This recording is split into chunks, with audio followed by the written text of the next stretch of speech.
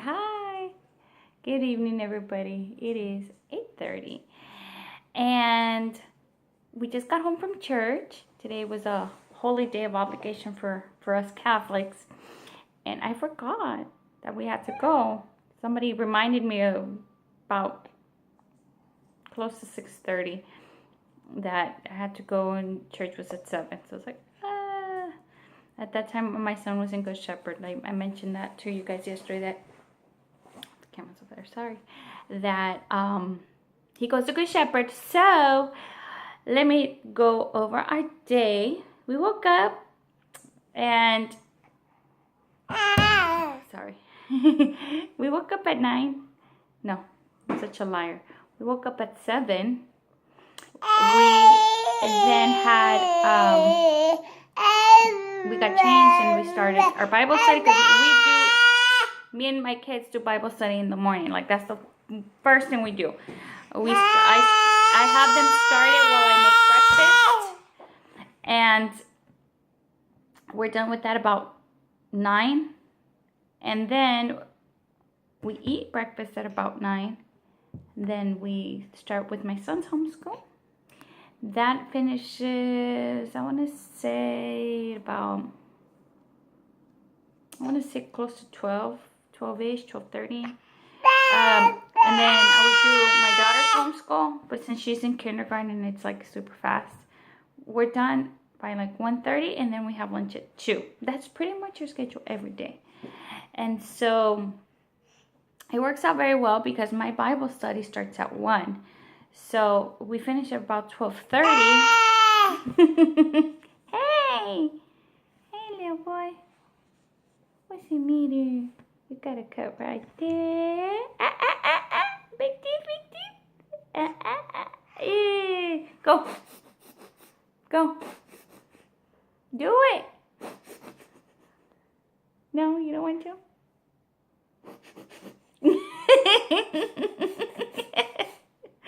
That's so funny. It makes me laugh. So anyways, it works out really well because our Bible study starts at 1. So we'll finish about 12:30. We have time to get there. And so we do that, and we stay there until about... Okay, Bible study is supposed to be over at about 3-ish. Because then the kids get to play from like 3:30 to... From like 3:15 or so to about 4:30, 4:45, which is when I have to leave because I have to get my son to Good Shepherd. And again, if you guys don't know what Good Shepherd is, it's like Bible study for children. But in a Montessori style, it's really, really neat. It's really, really fun. My son's been in it since he was like, I think 5. The program starts when they're 3, but I thought that was way too young. And my daughter's in it right now. She started when she was 5. She's on her 2nd year right now. And they go all the way until I believe they're 12, and then it turns into a different type of group. But anyhow, I picked up my son from Bible study at 6:45. That's when it's over, and then mass started at 7. And then my friends were there. My best friend, the godmother of my little boy, the one that just went to the floor. Her name is Teresa. She was there, and we actually sat together and we chit-chatted afterwards because our children are ultra servers, and so she had to wait for them to wrap up and change and stuff.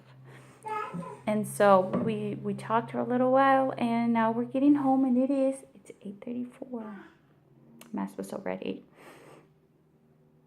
No, let me tell you more about my friend Teresa. She's beautiful. She's beautiful inside and out.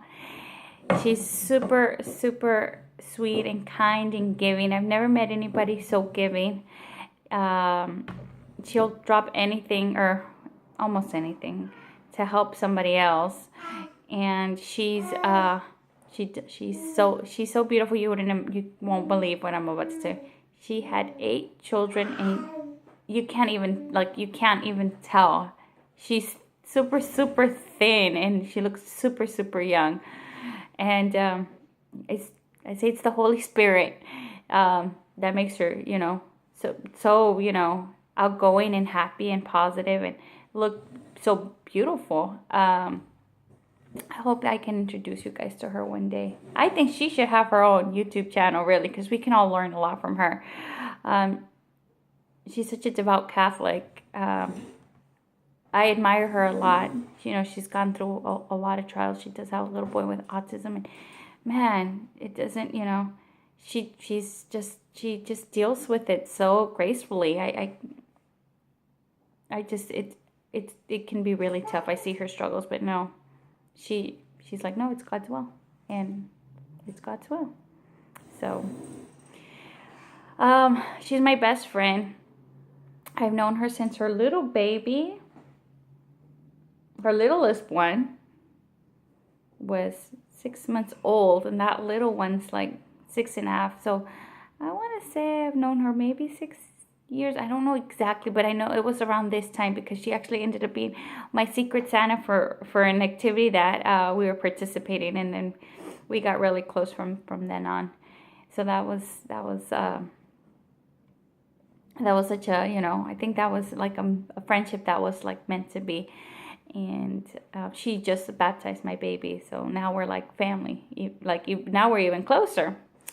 So that's a little bit about her, and we do the Bible study every week at her house Thursdays, and she's such a good hostess. She always has food for everybody, and she's always has coffee, and she's like always trying to. She's Italian, so she's always just trying to feed people. Do you need anything? Do you want anything? Today I ate lasagna.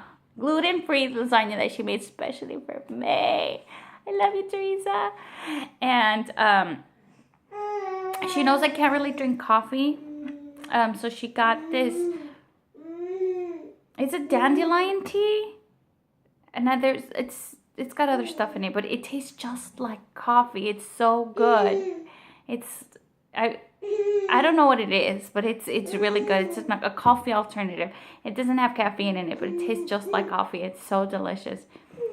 So, I don't want to get into what we discussed or whatever, because that's just might be a little too much, but for my audience, if I have one. But I do enjoy that fellowship with the moms that get together, and we discuss, and it's not just Bible study. It gives us an opportunity to maybe, discuss some challenges that we're having, and get some advice on how to deal with it in a more Catholic way. So that's wonderful. And we learn, we learn from each other, and we also, my baby's getting on my nerves. We learn from each other, and we cry with each other, we laugh with each other, and with all, there's some women that have been there that are there that have a lot of children. So for me, I also learned some parenting tips and, develop my parenting skills, through them. So it's a beautiful day. I just wanted to let you guys know what we did today. He's tired, he's cranking, he's probably hungry too. So I just wanted to catch up with you guys. Bye. Take care. I'll talk to you tomorrow.